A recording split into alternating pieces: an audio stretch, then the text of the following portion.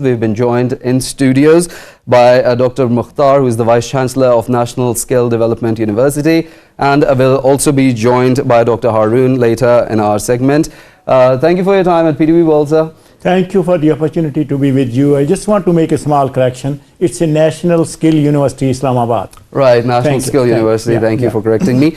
And of course, talking about the elections, PMLN, PPP, there's two major political parties that are face-to-face in these elections. They're both presenting their manifestos. And when we talk about their public addresses, they're mentioning the youth bulge in the country. They're talking about the female population and how they need to come forward and give them opportunities as well. But when we talk about the human resource development, we'll come to the basic point, that is education. That's right. We talk about regional education, but do you think that there should be a more inclusive environment for the youth of the country to provide them education? Because all of the parties, the PPP and PMLN, in their manifestos, they're talking about the constitution and how they're going to provide an equal opportunity to every children of the country so they can get equal and equitable education. What would you say about that? Thank you for the opportunity to talk about this topic. Let me tell you, Pakistan is an Islamic state, and Islam says that provision of knowledge is the job of state, and it should be for men and women, for both. Now, I mean, whichever party come in the power, the biggest challenge is, I think you might have gone through that report, that there are 26 million young children who are looking forward to go to some school to get some knowledge so that they can get a better job, they can move forward. I think that will be the mega challenge for the incoming government. Now, the government have to plan ahead. I mean, in their manifesto, in their planning, in everything, they have to look into that one, that how we will be accommodating them.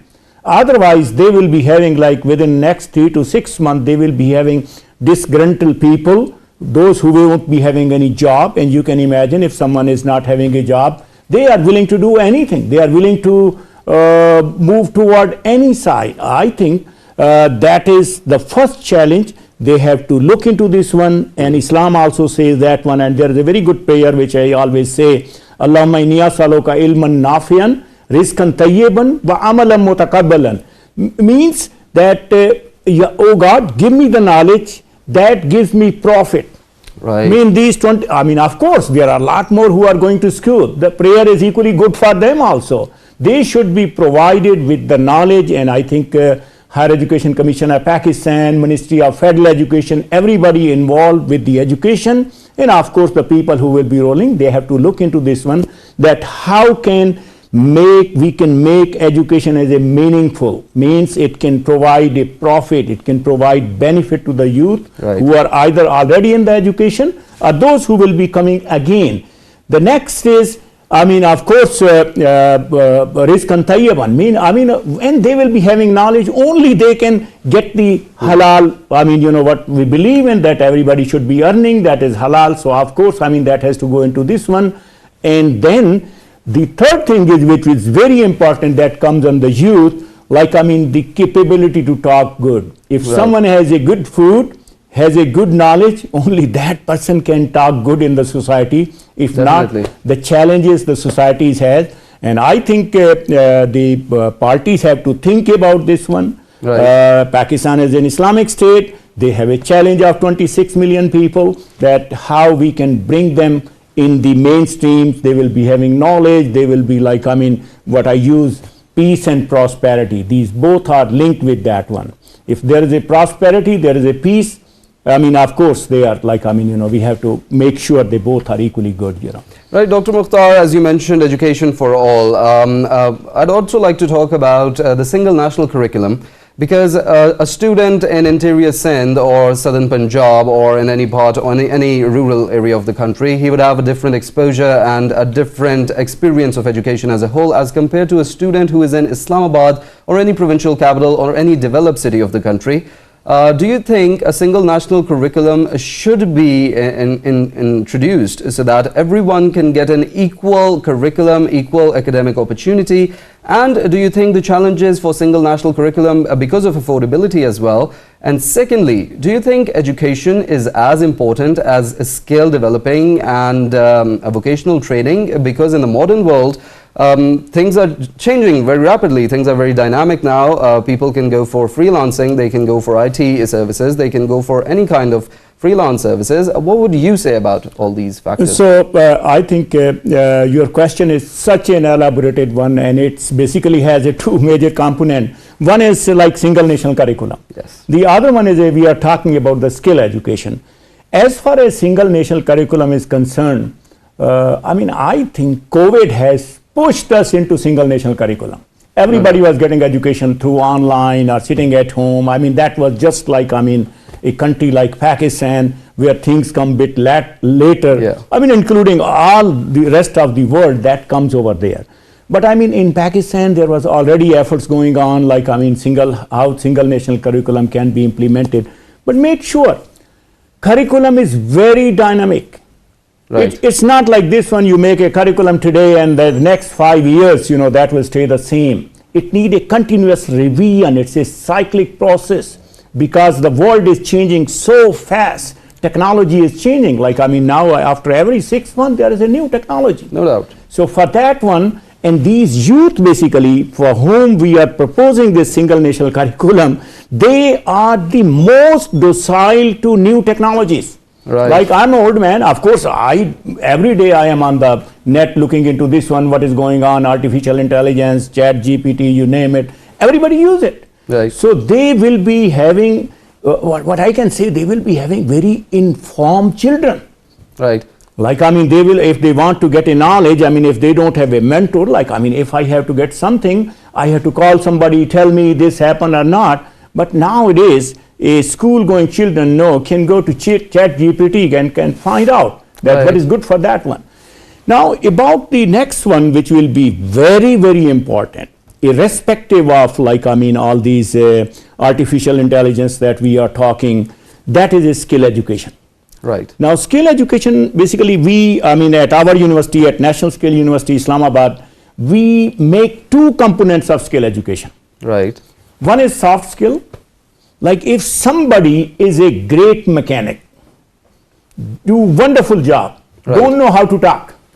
Okay. That person is zero for us. For the society, that person is not good. So as a holistic development, we have to develop these youth. They should be very humble. They should know how to talk about this one. And they should know the skills which are contemporary. Not the skill, the olden times, what people used to do, if the boy or girl, of course, girls go learn some sewing and things like that one, and boys they go to somewhere and they keep learning and things go.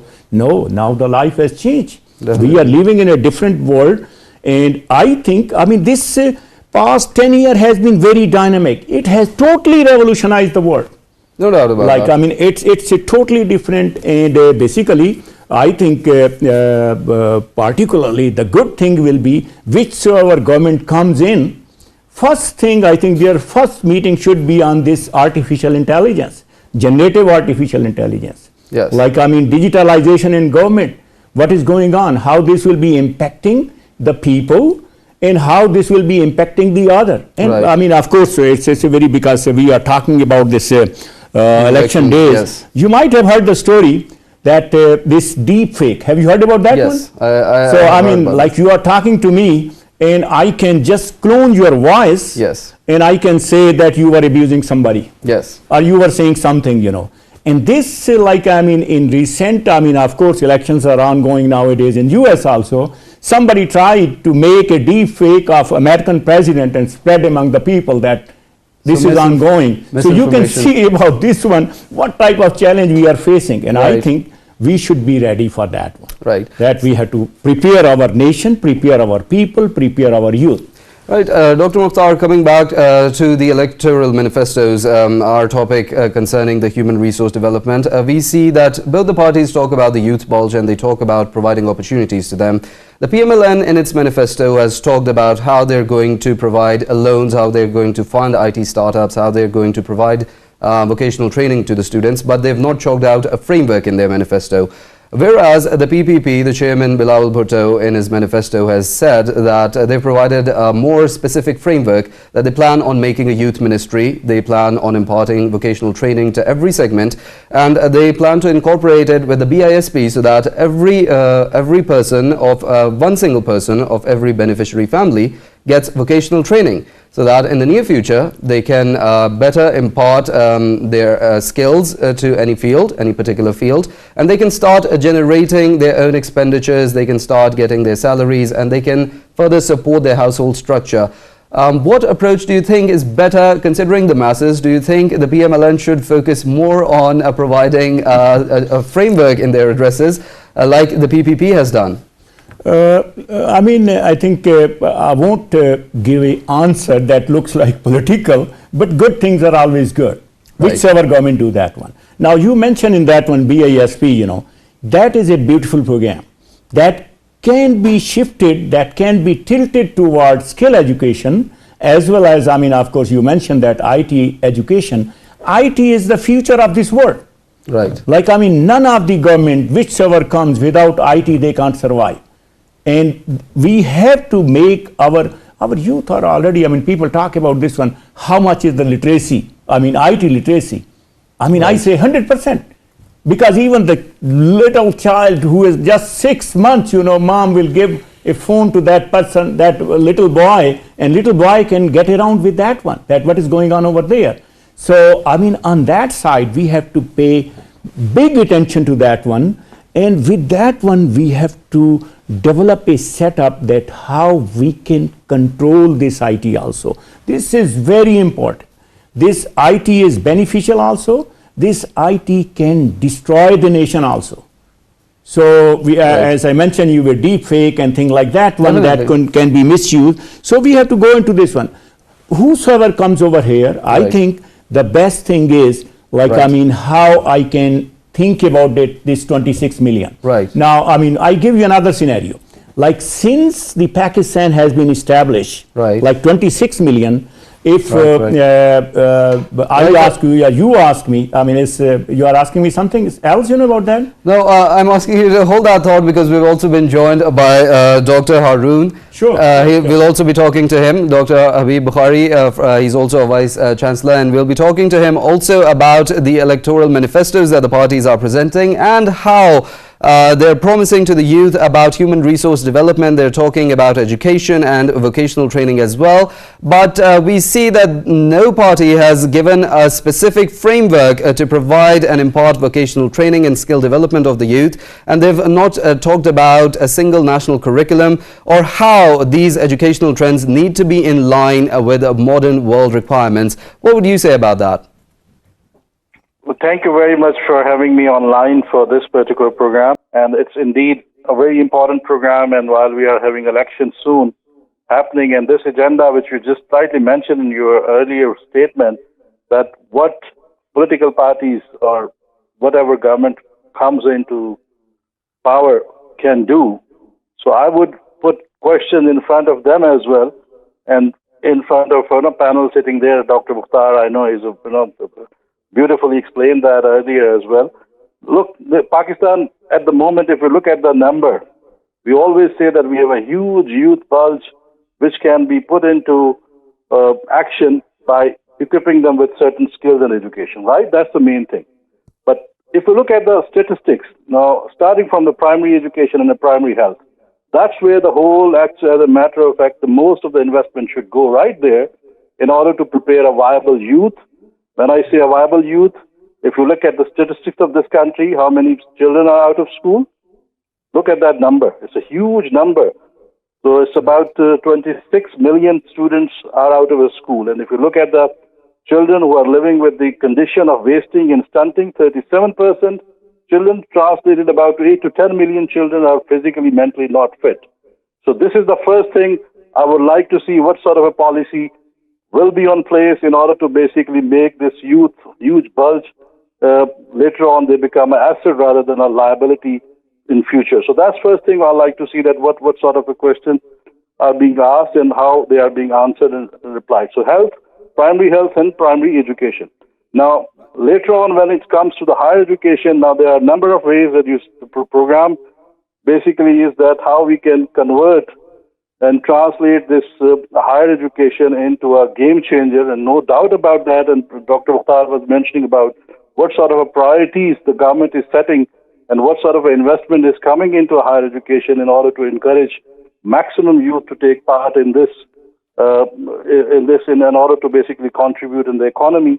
So first of all, if we look at the governance systems of the higher education, how the universities are working, what sort of a model exists in the universities in terms of governing universities, like syndicates, how much liberty is given and how much facilitation is available to the university leadership. Well, that's the first thing. Then it comes to the resource equitable distribution given to the universities across the country. And then obviously there are different skills, which, as Dr. Mukhtar mentioned, IT is number one, then there are biotechnologies, and on top of that now the world is basically shifting towards those areas where the climate change is one of the segment or a sector around which a lot of technologies are evolving. Now we have to be sure that as these technologies are evolving every other day, are we keeping up with the pace, the way these technologies are evolving, whether they are the AI, whether they are the data sciences, whether we are integrating all these technology into our education system in order to make maximum use, and whether we are preparing that workforce in the form of whether they are teachers, whether they are the university staff, whether they are the students, and how effectively they are utilizing all those skills in order to make an impact. So that's something which I feel should be taken into account, and what sort of programs, mentorship programs, technology in terms of a continuous learning mechanisms are evolving, and how these politicians, as you put that, have any plans to basically upskill or reskill all those staff which is already existing in the universities, so that we can make use of them as well. So rather than on one side we are preparing our work for the future, and on the other side we are also equipping and reskilling these teachers, these students, and giving them those conducive environments so they can basically contribute in order to prepare such workforce which is required in this country, keeping in view that what sort of technologies are existing and what sort of priorities are there, 1, 2, 3, 4, for example, food security, climate change, IT, for example, biotechnologies, for example, energy sector, water sector. So these are the few top priorities which should be basically kept in mind, and what sort of investment is going into these areas is crucial and critical. And we want to basically see if that is happening, and I'm sure that can be a game changer that can basically change the landscape of education. And obviously the landscape of when education is changed in any country, they can basically turn the game towards the development. So this is what my take on your question. Thank you very much. Right, Dr. Habib, I'd like you to please stay with us. As Dr. Mukhtar also mentioned, and I think we're all agreed on the fact that the world is changing rapidly, and we need to focus more on vocational training and skill development more than education, because as the world moves forward, there's going to be continuous dynamic approaches, there are going to be continuous challenges, and there's going to be continuous changes that we're going to see in the world, and the youth especially needs to be acclimatized with these changes. Now, considering that, we talk about vocational training, we talk about imparting skill development, but are the political parties, as both these parties, the major political parties that are contesting these polls, they have time and time again been into power as well. Do we see that these slogans are going to be mere challenges? And do you see that when they talk about vocational training and skill imparting, do you think that the relevant experts of those specific industries, the major stakeholders, are they willing to collaborate with? Now, I'd like to move back towards Dr. Saab. So I'd like to take your comment that involving the relevant stakeholders, and are they mere slogans, or are they really going to impart vocational training and skills development this time? I think Dr. Habib Bokhari mentioned in a silent way, so I can just make it more open. Now, you might have heard like people are thinking that there should be a university in each district, I'm not against that one, but we have to look into that one, whether the graduate who are coming out of universities, are they getting jobs? There is 100% employment? We have to look into that one. The other, I think, perspective I can give you, if we look into the people into the higher education, there are only, I think, around 2 million people, youth over there. Right. Now here I am giving you an opportunity for 26 million. 2 million and 26 million. I think the government priority that I can suggest that one should be on establishing vocational center, IT center, of course, online education system. There should be educational emergency for that one. Right. Now, if you say universities won't be helping anyway to these 26 million, if we go into that one. Right. Of course, there could be few jobs and things like that one. The thing that can help these one, like good basic schooling from where they learn the skill and they go for jobs and things like that one. Now, I can share you one thing that National Skill University Islamabad is a partner. That is a NABTEC Takamul program. Okay. Now, Saudi government has put a ban that if somebody is not having a certification that this person is good mason, good Right. carpenter, or good tile fixer, that person cannot enter into the Saudi for Right. job. Right. So we are a partner. People come every day, dozens of people come over there. We evaluate them. We evaluate their social features, they can talk good, they can do a good job, and we give them a certification. Right. This is okay. They go over there. They are getting job. I think we have to have some type of skill emergency, job emergency, opportunities emergency for these 26 million. Right. Of course, the rest, I'm not against that one. If we have the money, definitely we have to have more universities. Definitely. We should do the scientific research, basic research, applied research. Of course, Dr. Habib Bokhari was mentioning into that one, biotech. Yes. I simply, sometimes I get frustrated. I'm a biotechnologist, and I think that's another priority. Of course, the Chief Minister was mentioning about this one. We are the 5th largest country.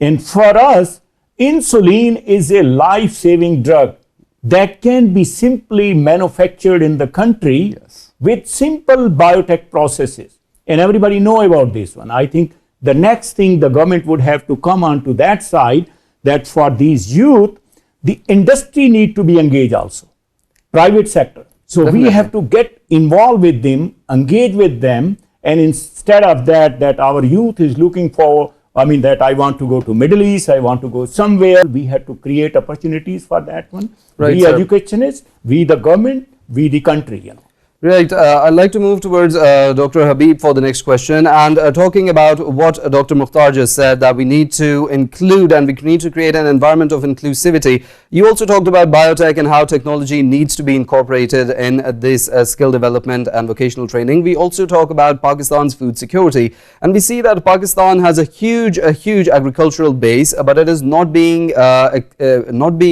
taken to advantage at its full potential. Now, if we talk about the youth programs, we see that parties are talking about giving interest-free loans to the youth. They're talking about giving agricultural loans to the youth. But we see no party talking about providing them trainings and skills so that they can further incorporate those skills and trainings into their agriculture sector and increase the yield. We see that there's no specific we're not going towards that path, but we're talking about giving them loans. The parties, they're not talking about providing them the relevant trainings so that they can increase the yields of these agricultural businesses and startups. What would you say about that? Okay, I'll take the last comment. You mentioned a very interesting word, the startups.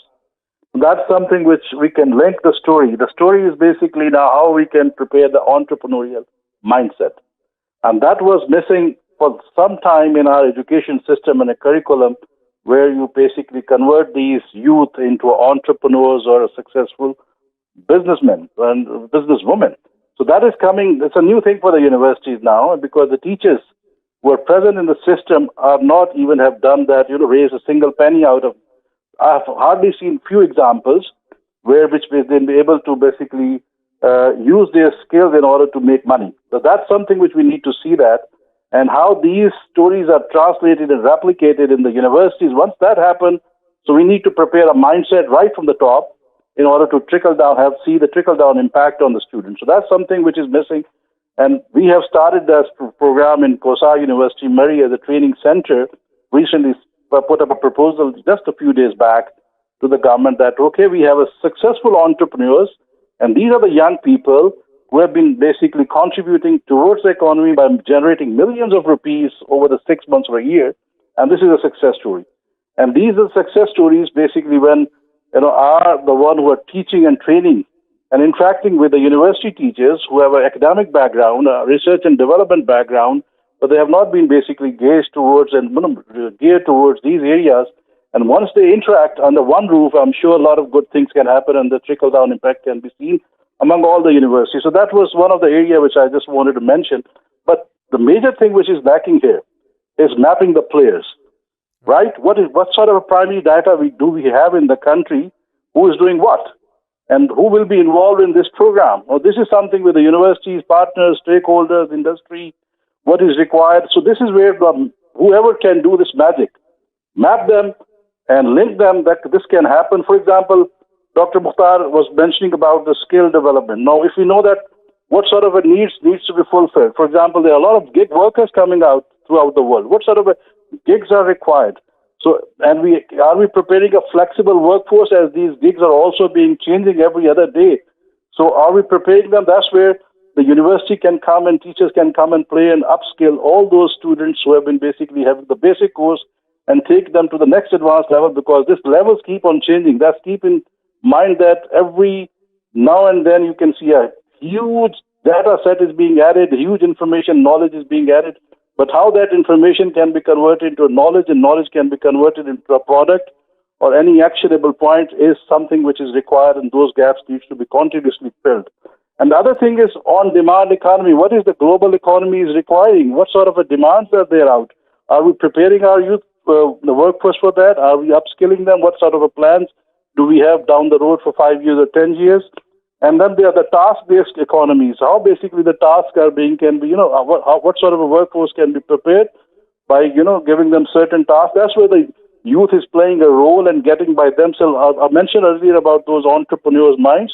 So they were basically working on these gig skills where the task-based economy is working, and they're sitting here and delivering and making money out of those, small. You can look at that number, the huge number. They were working by themselves, and we need to facilitate and support them and bring those role models out and showcase them to the university or other academia in schools and colleges, so that the rest of them can be also inspired by looking at those models. And then what sort of a project management trainings can be given. So apart from these, for example, IT was being discussed. What sort of keep in mind that the university or education is basically not only for making money, but there are three pillars of a university. One is basically education, quality education, research and development. And third one is a community engagement. Now the third pillar is something which can basically train our youth, where the community engagement can itself be a great pillar and a source of inspiration when the students or the youth is engaged with the community. Right, thank you, Dr. Habib Bokhari. That was very insightful indeed. And of course, steps should be taken on such initiatives. And of course, the youth should be more made inclusive, and they should be given trainings about community engagement and the three pillars that you mentioned of education. For our last question, I'd like to move towards Dr. Mukhtar back, and I'd like to talk about how we talked about stakeholders being involved. We talk about experts of the relevant industries being involved in these trainings.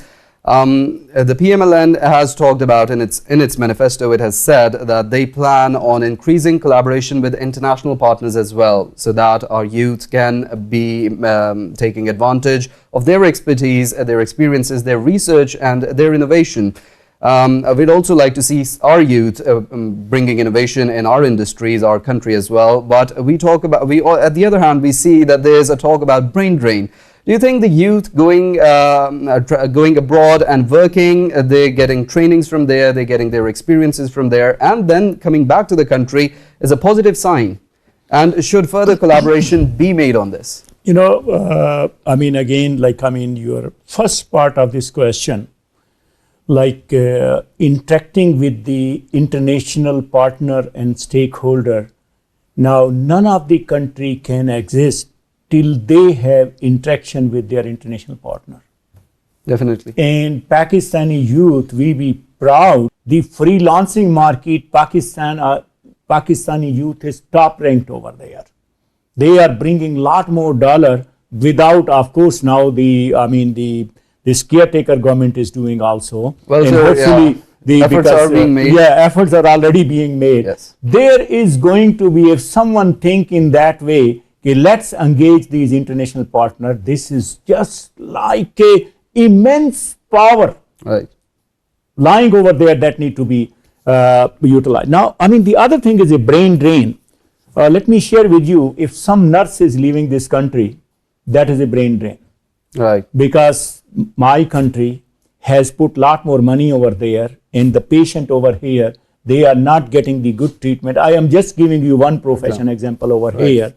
But if we have, let's say, a lot more scientists, if they go out, they work over there, they bring some money in the country, that is not a brain drain. They bring good name, they are just ambassador of that country, our country also. So we have to look into this one. But end of the day, what I believe in, we create opportunities over here. It's not we go to work in other country, people should come over here.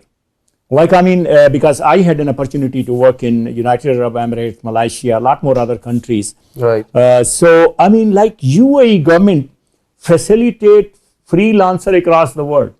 Come, sit over here, we will facilitate you if you make more than $5,000 per month. It's part of the... So, you are our, very VVIP people over here. What happened? They earn the money, they spend over there, their businesses go up. And I think Pakistan should do like that one. Right. This should be the opportunity. Right. Unfortunately, sir, that's all the time we have. But of course, Pakistan should be portrayed as an incubation hub where people can come with ideas, our youth can come with ideas, and they can further promote inclusivity, and they can provide innovation to our already existing industries and segments that we have, the business communities that we have, and the entrepreneurship the segments that we have in the country. And of course, with that, we conclude, but we'll meet you again with the special transmission on the general elections. Today's topic was human resource development, and we talked about vocational training and skill imparting to the youth, as Pakistan has a huge youth bulge, and this youth bulge will be taking part in these elections. So they need to be given a lot of attention for any party to win seats in these elections on 8th of February. We'll conclude our special transmission today. That's all we had. Take care.